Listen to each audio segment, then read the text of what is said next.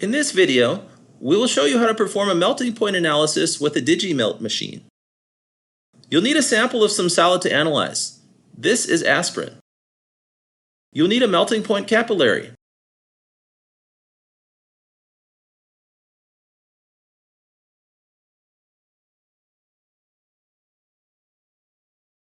A melting point capillary is a glass tube, open on one end, closed on the other end.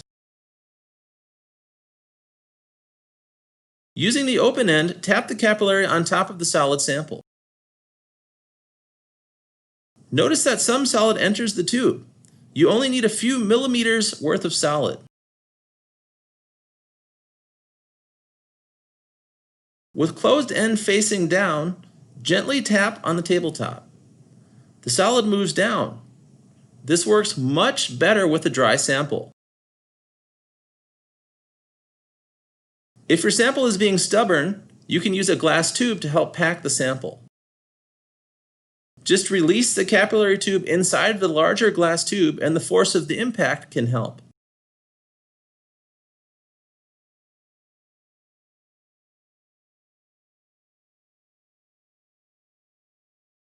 This is a well-packed sample. Here is the DigiMelt machine. It is basically a programmable heating block with a magnifying glass for observation. The magnifying eyepiece. Behind the magnifying glass, there are 3 small holes to hold up to 3 melting point samples at a time. The display panel of the machine allows you to input heating programs, and who can forget the on-off switch in the back? There is also a tube tapper function you can try.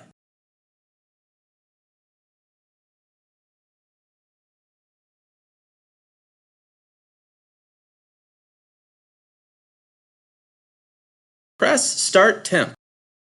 Use the arrow keys to input the starting temperature. We set it to 100 degrees Celsius here because aspirin has a melting point around 140 degrees Celsius. Setting the start temp lower allows you to observe when it starts to melt. Press Ramp Rate. Use the arrow keys to set the rate of the temperature increase. Press Stop Temp. Use the arrow keys to set the stopping temperature. Here we choose 145 degrees Celsius, which is a little above the expected melting point, to ensure we can observe the entire sample melt. With the program in place, press Start Stop. The DigiMelt will preheat to the start temp. As the DigiMelt nears the starting temperature, the Ready light comes on. Insert the sample into one of the 3 holes at the top.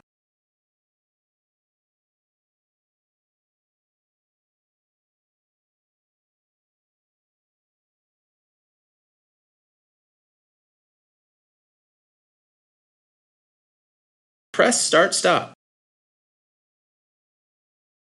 Now the DigiMelt shows Melt in progress.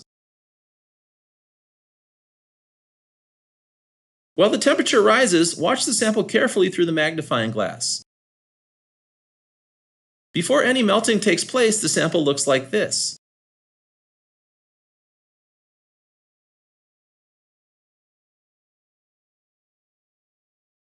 As you near the expected melting point, you can decrease the ramp rate. A lower rate can result in more accurate data.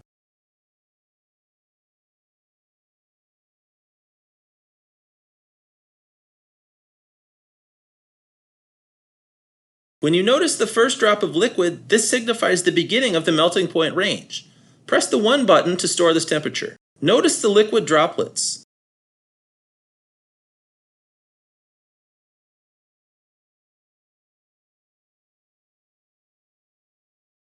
Now the entire sample is melted. This signifies the end of the melting point range. Press the 1 button again to store this temperature. With the run complete, press Start Stop to begin the cool down.